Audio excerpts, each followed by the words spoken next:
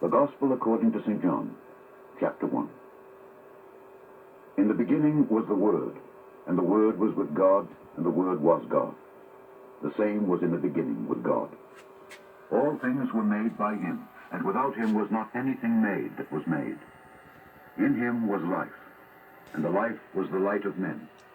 And the light shineth in darkness, and the darkness comprehended it not.